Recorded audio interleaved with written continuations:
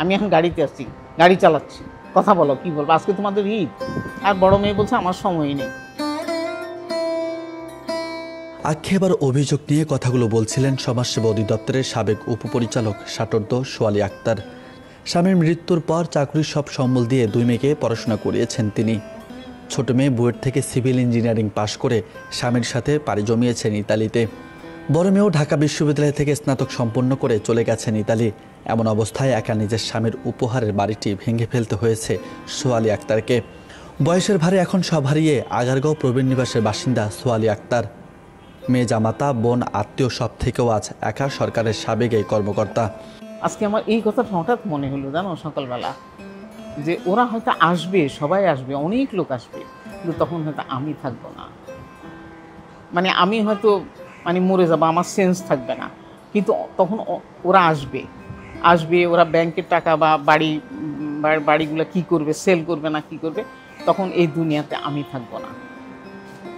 আমি হয়তো শুয়ে শুয়ে থাকবো। আমার এটা মনে করে আমার এত খারাপ লাগছে না, যে এখন যদি আসতো আমি এনজয় করতে পারতাম, কিন্তু আমি যখন মারা যাব, যখন সবাই আসবে, তখন আমি চোখ বুজে থাকবো, আমি জানবো না যে ওরা সব হইচই করতেছে, বাচ্চা কাচ্চা নিয়ে, সব কিছু, কিন্তু তখন আমি এই দুনিয়াতে থাকবো না। আমার যখন এই কথাটা মনে হয় না, তখন আমার কবর টবরের ব্যাপার আছে না, তখন আমার খুব কষ্ট লাগে।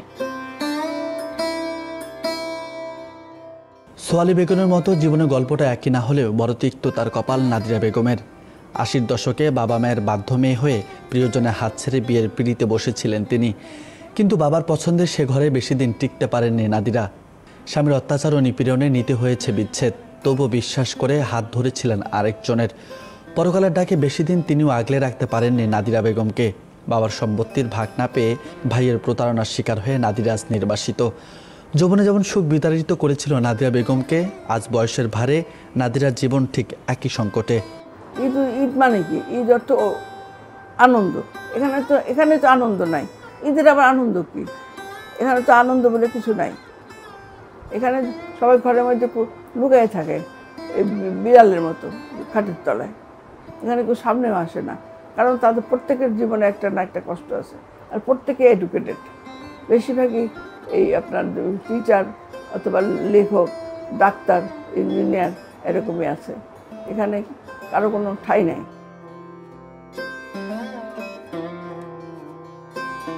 এদিকে ব্যাংক কর্মকর্তা নুরুল ইসলামের গল্পটা আরও তিক্ত। তার জীবনের সবটুকু দিয়ে 2 ছেলেকে করেছেন শিক্ষিত। এক ছেলে ইঞ্জিনিয়ারিং শেষ করে পাড়ি জমিয়েছেন আমেরিকায়। ছোট ছেলে পড়াশোনা শেষ করে চাকরি করছেন ঢাকা বিশ্ববিদ্যালয়ের প্রফেসর হিসাবে। 2 ছেলে প্রতিষ্ঠিত হলেও বৃদ্ধ নুরুল ইসলামের ঠাঁই হয়েছে প্রবীণ নিবাসে। এখন চাকরির পেনশনের টাকাই নুরুল ইসলামের শেষ সম্বল। এর বয়সে এখন ছেলেরা তো সব বিদেশমুখী। এদেশে কেউ এই দেশের যে অবস্থা, এরা থাকে না।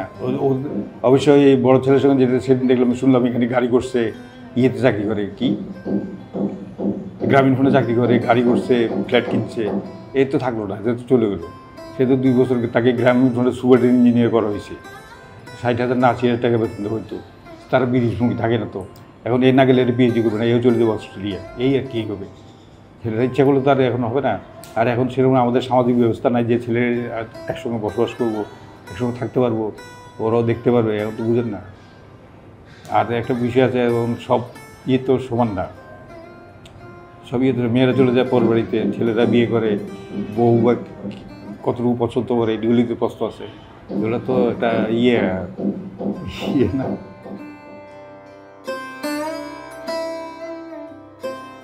নির্বাসিত এই জীবনে তাদের আর চাওয়া পাওয়ার কিছু নেই। চিড়িয়াখানার পশু পাখিদের মতোই তাদের জীবন, নিঃসঙ্গ জীবন, কারো কারো অভিশাপ। মৃত্যুই তাদের পরিত্রাণ। উৎসব কিংবা ঈদানন্দ প্রবীণ নিবাসের এই বাসিন্দাদের কাছে বিষাক্ত তীরের মতো, যে তীর আকাঙ্ক্ষা বাড়িয়ে দুঃখের সাগরে ভাসায়। তবে অভিযোগ রাখতে না চাইলেও নির্মমতার আঘাতে ভাঙতে ভাঙতে এই নিবাসের বেশিরভাগ মানুষ এখন প্রহর গুনছেন মৃত্যুর। তবে বৃদ্ধাশ্রমে সেই দৃশ্য কি কখনো হার মানবে, নাকি যুগের পরিক্রমায় নচিকতার গানের সে আক্ষেপ আর অভিযোগই হবে নিয়ম, নাকি প্রতিষ্ঠিত হবে মায়া মমতাহীনদের দায়িত্বহীন সমাজ? রাজু আহমেদ, বার্তা 24।